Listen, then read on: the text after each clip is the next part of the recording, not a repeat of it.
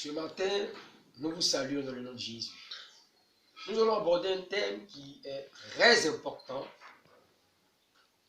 pour nos vies. C'est un thème très important pour notre croissance.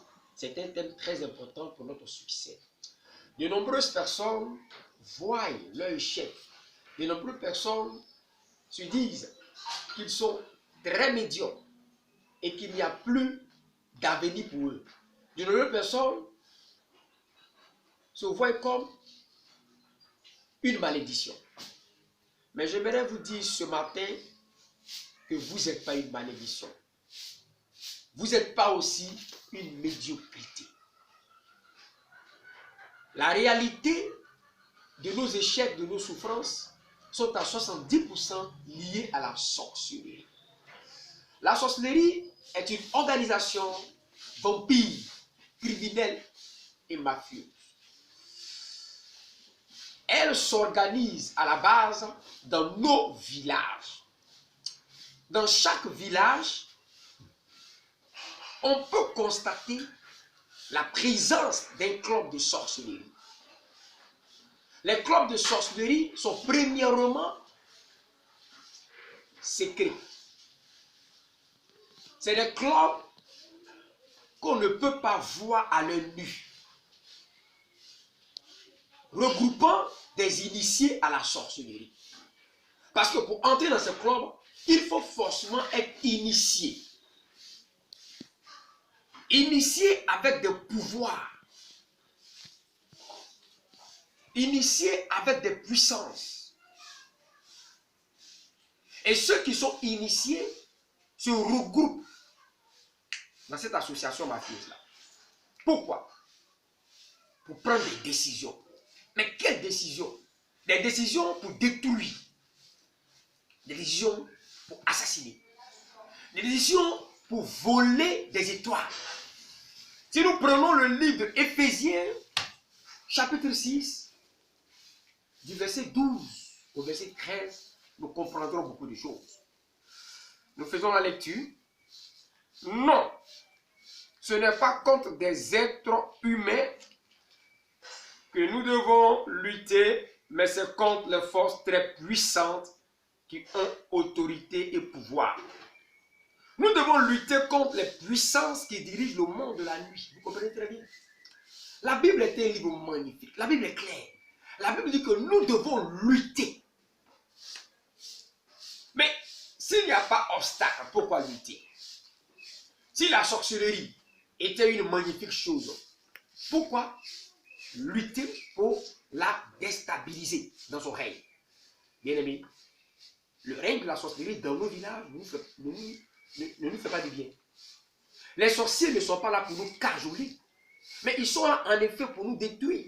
Parce que la Bible dit qu'ils ont reçu autorité et pouvoir pour régner dans le monde de la nuit. Donc, nuitamment, les initiés se regroupent. Et ils se regroupent pourquoi? Pour déstabiliser. Tu n'es pas un échec. Tu n'es pas une médiocrité. Tu es une créature de Dieu. Tu as en toi l'excellence. Tu as en toi des capacités. Tu as une destinée. Mais lorsque ton nom est inscrit dans un club de sorcellerie, mon frère, il faut te réveiller. Il faut te réveiller. Nous devons aujourd'hui travailler dans le processus de faire tomber le règne de la sorcellerie dans nos villages, dans nos cantons, dans nos régions et voire même dans notre nation. Parce que la sorcellerie part de nos villages, mais cette sorcellerie-là évolue pour atteindre les nations. Cette organisation doit tomber. Cette organisation mafieuse doit tomber.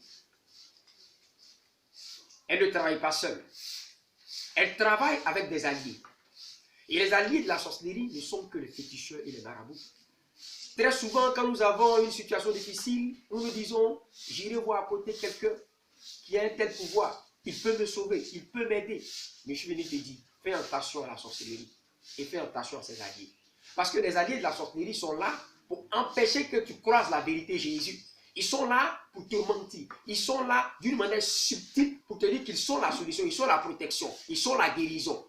qui ne peut faire quelque chose. Je suis venu te dire ce matin que le fétichisme ne pourra pas te sauver dans cette affaire. Le maraboutage ne fera rien.